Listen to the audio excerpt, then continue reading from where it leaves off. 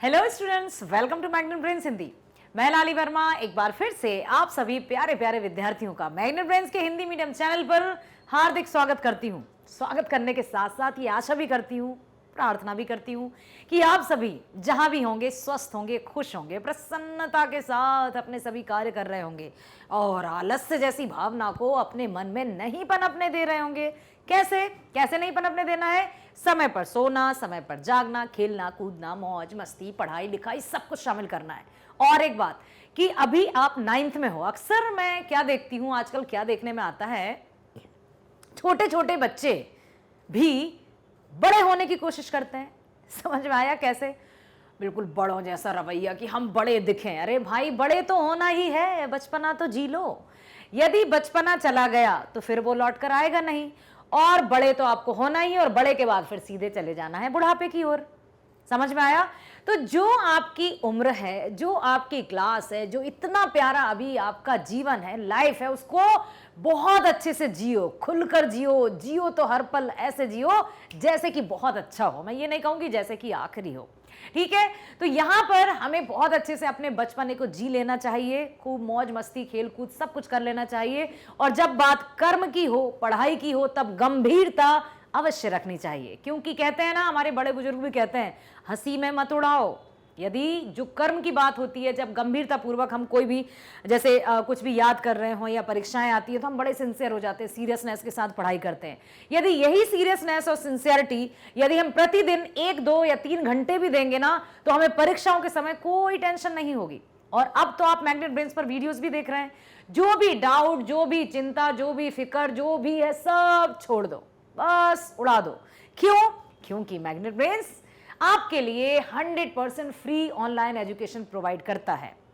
कक्षा 7वीं से 12वीं तक की ऑनलाइन स्कूल एजुकेशन, और साथ ही साथ सभी प्रकार की प्रतियोगी परीक्षाओं के वीडियोस भी आपको 100% फ्री प्रोवाइड किए जाते हैं, जैसे NTSC, olympiad, IIT, JEE, NEET, UPSC, सभी प्रकार की प्रतियोगी परीक्षाओं के वीडियोस प्रोवाइड किए जा रहे हैं, किए जाते रहेंगे।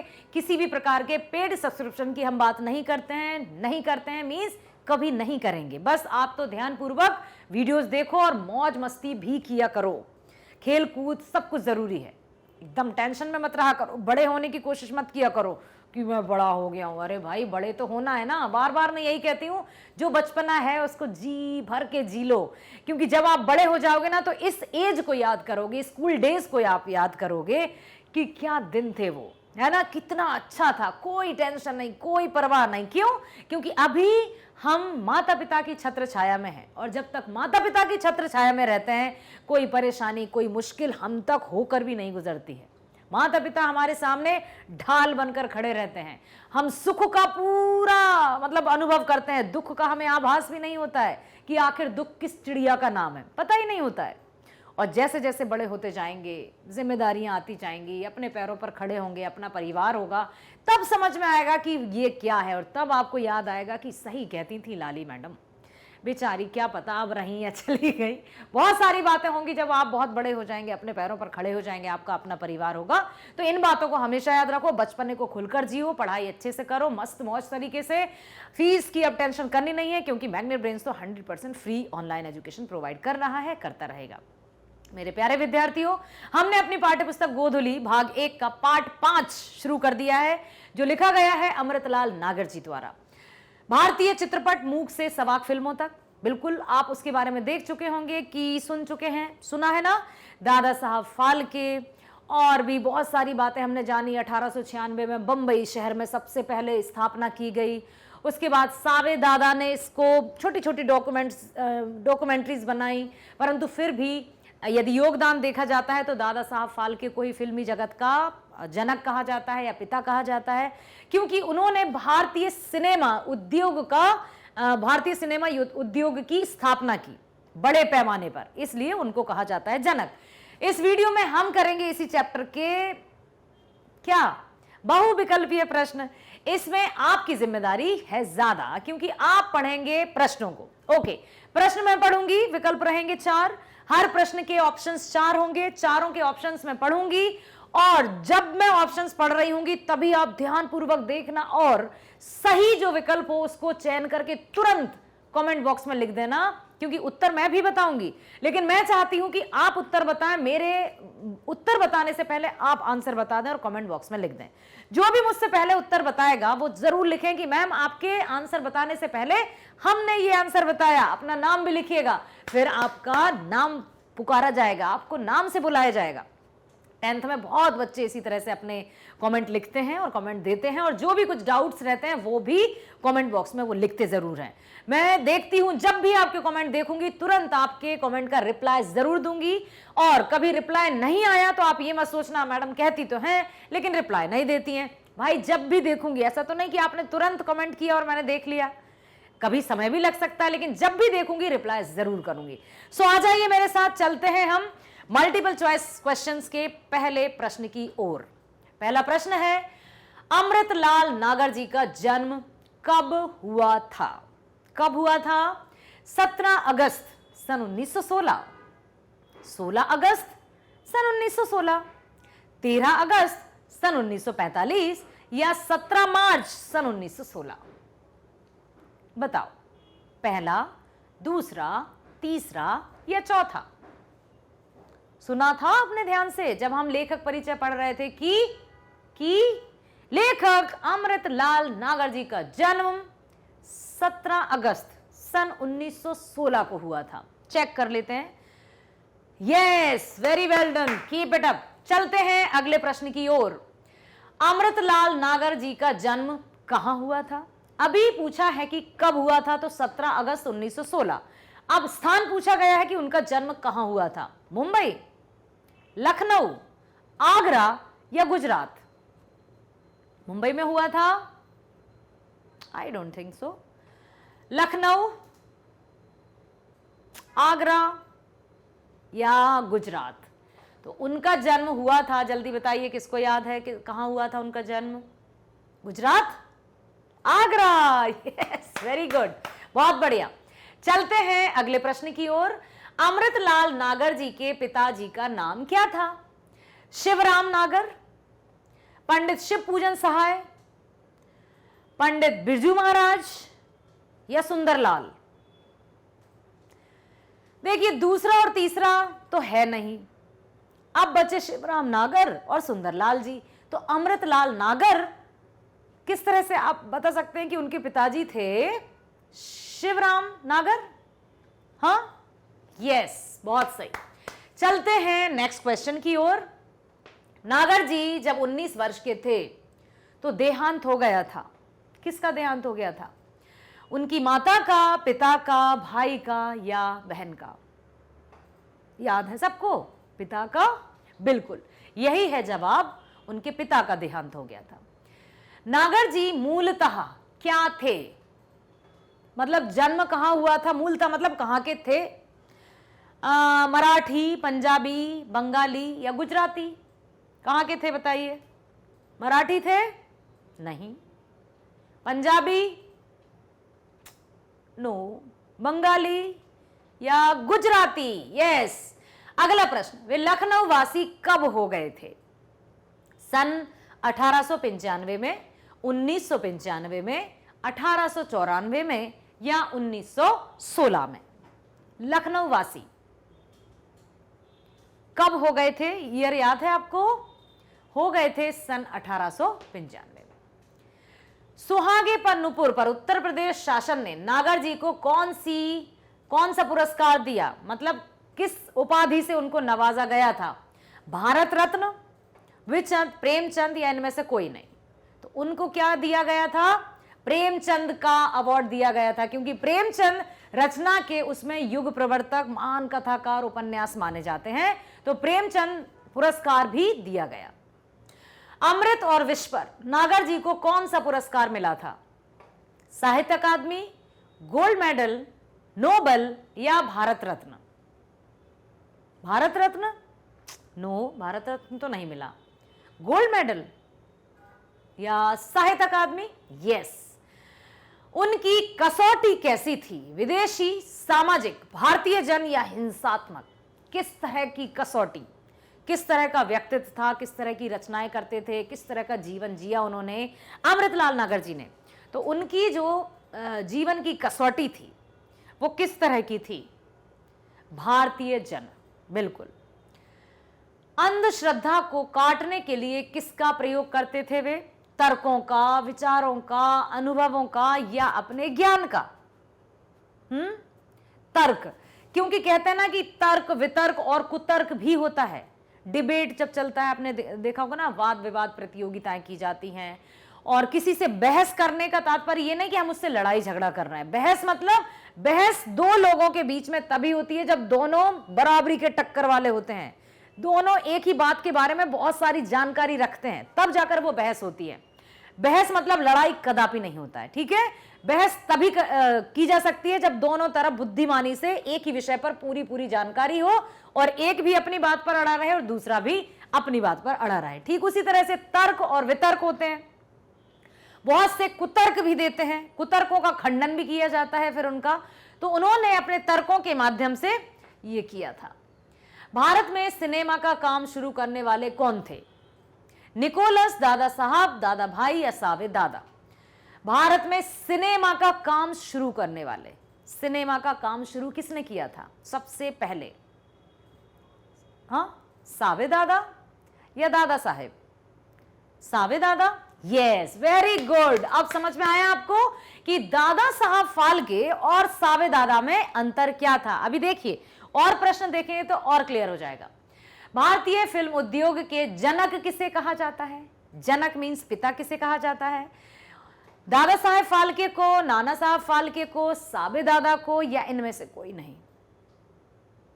बोलो, मतलब लिखो। दादा साहब फाल्के, बहुत सही जवाब।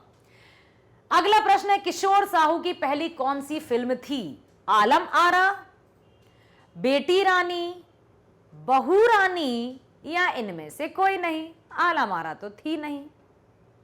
बेटी रानी कोई अभी हमने सुना नहीं था इस चैप्टर के अंतर्गत। बहू रानी सुनने में आया था। यस, वाओ, क्या बात है, very nice, keep it up, बहुत बढ़िया। बंबई की इंपीरियल कंपनी ने कौन से चलचित्र फिल्म का निर्माण किया?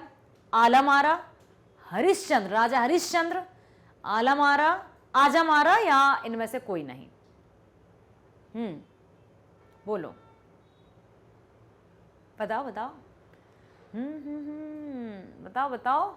हरिश्चंद्र से मुझे याद आ रहा है कि जब हम छोटे छोटे थे तो नाटक हुआ करते थे, जैसे गणेश जी की झांकी लगती थी या दुर्गा जी की झांकी लगती थी, तो उसमें नाटक हुआ करते थे। राजा हरिश्चंद्र एक बार नाटक हुआ था, वो सीन मुझे अभी भी याद है। उसमें रोना आ गया था, बहुत छोटे छोटे बच्चे थे हम तब, कि किसी ने कहा कि फूल लेकर आइए। राजा हरिश्चंद्र ने अपने पुत्र से, रोहित नाम था उनके पुत्र का, जाता हूँ लाता भी पूजन के हित फूल, और उनको फिर रोहित को सर्प ने डस लिया था, ऐसा कुछ था, सीन है।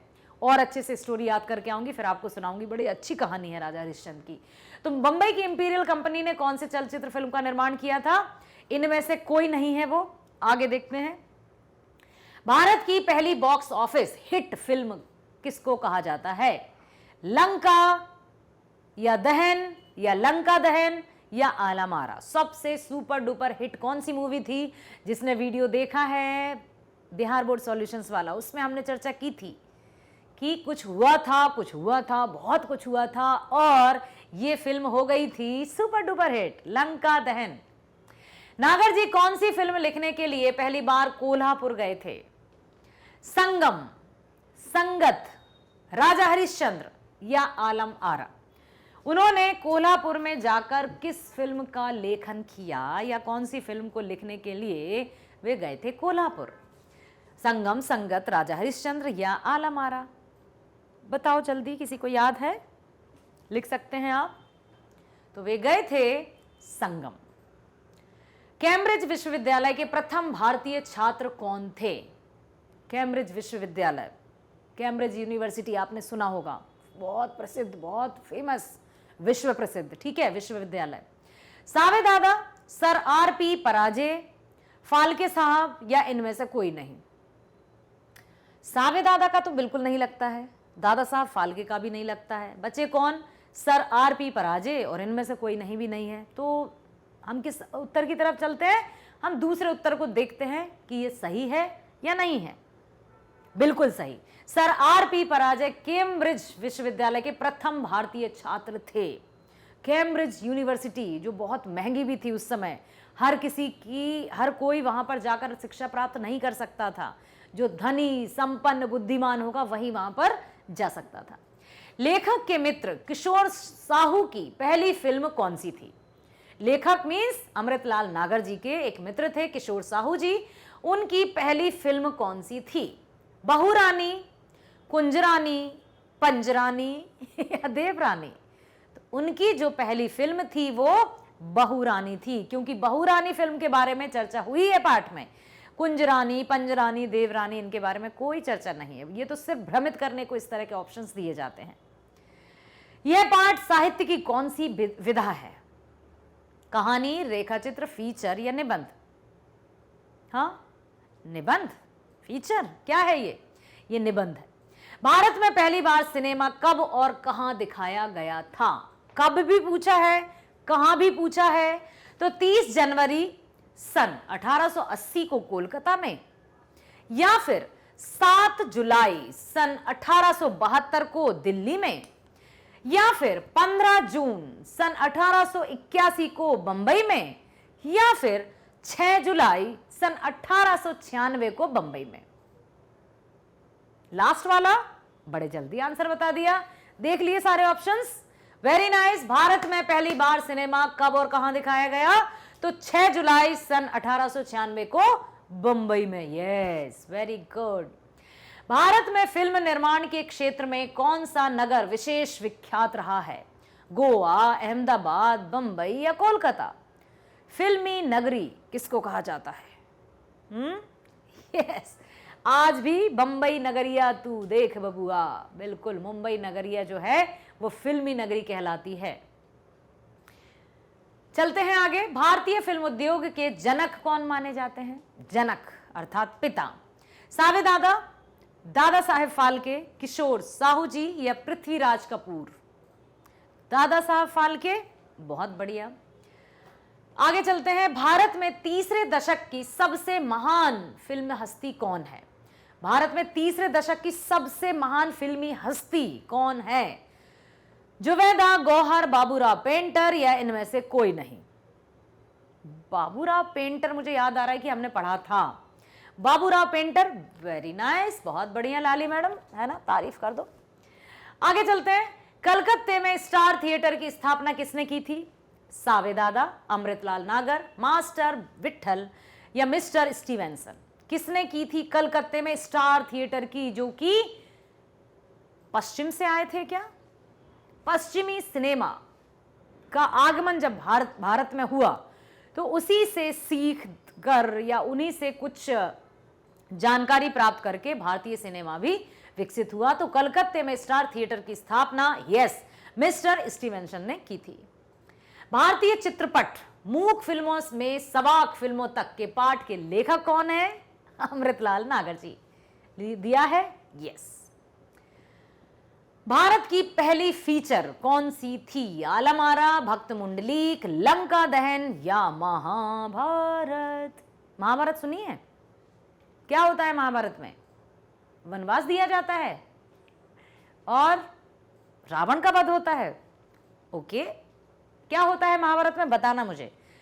तो भारत की पहली फीचर थी भक्त मुंडलीक, याद रखना, फीचर थी भक्त मुंडलीक और पहली बोलती फिल्म थी आलम आरा। कोलकाता में स्टार थिएटर की स्थापना किसने की? कोलकाता में स्टार थिएटर की स्थापना दादा साहब फाल्के, मास्टर विनायक, स्टीवेंसन या आर.पी. परांजपे? किसने की थी? स्टीवेंसन। अभी अभी हमने देखा था ना कि कौन सिनेमा को लेकर आए, किसने स्थापना की थिएटर की, तो ये वही हैं। शुरुआती दौर की फिल्मों को लोग क्या कहते थे? वायोस्कोप, नौटंकी, जिंदा तिलस्मात या फीचर? स्टार्टिंग की पढ़ा था हमने बहुत अच्छे से, किसी को याद है? क्या कहते थे? वायोस्कोप, नौटंकी, जिंदा तिलस्मात या फीचर? वायोस्कोप। वाह, क्या बात है भाई। Yes, very nice. देखा, सुना और लिखा, इसके लिए बहुत बहुत बधाई देती हूँ, बहुत बहुत धन्यवाद करती हूँ। और हमेशा स्वागत करती हूं मैग्नेट ब्रेन्स पर, जो आपको कक्षा नर्सरी से, किंडरगार्टन से 12 तक की एजुकेशन एब्सोल्युटली फ्री प्रोवाइड करता है, जिसमें किसी भी प्रकार के पेड सब्सक्रिप्शन की बात नहीं की जाती है। तभी तो है मैग्नेट ब्रेन्स भारत का नंबर 1 प्लेटफॉर्म जो ऑनलाइन एजुकेशन प्रोवाइड करता है। साथ ही साथ स्कूल एजुकेशन के साथ ही सभी प्रकार की प्रतियोगी परीक्षाओं के वीडियोस भी आप देख सकते हैं मैग्नेट ब्रेन्स पर। आपको पता है ना कि सीबीएसई और एनसीईआरटी के जो सिलेबस हैं या कोर्सेज हैं वो आपको हिंदी मीडियम और इंग्लिश मीडियम दोनों में मिलते हैं। यदि आपको देखना है इंग्लिश मीडियम तो जस्ट टाइप मैग्नेट ब्रेन्स, और यदि आपको देखना है हिंदी मीडियम तो आप क्या टाइप करेंगे, magnet Brains Hindi. Hindi type कर देंगे तो आपको हिंदी मीडियम में आपके सभी विषय के वीडियोस प्राप्त हो जाएंगे। उन वीडियोस को देखोगे, समझ में आएंगे जरूर, क्योंकि बेस्ट फैकल्टीज के द्वारा निर्मित किए जाते हैं, क्योंकि आप हैं बेस्ट। होनहार विद्यार्थियों के लिए कुछ अच्छा होना चाहिए, इसलिए मैग्नेट ब्रेन्स आपके लिए लेकर आया है। साथ ही साथ सभी प्रकार की प्रतियोगी परीक्षाएं, NTSC, olympiad, IIT, JEE, NEET, UPSC, सभी प्रकार की प्रतियोगी परीक्षाओं के वीडियोस भी प्रोवाइड किए जाते हैं 100% फ्री। तो बस आप बने रहो मैग्नेट ब्रेन्स पर, हर एक वीडियो को ध्यान से देखो, बहुत अच्छे से देखो, ध्यान पूर्वक देखो, समझो। सुनोगे तो समझ में आएगा, समझ में आएगा तो परीक्षा में धूम मचा दोगे।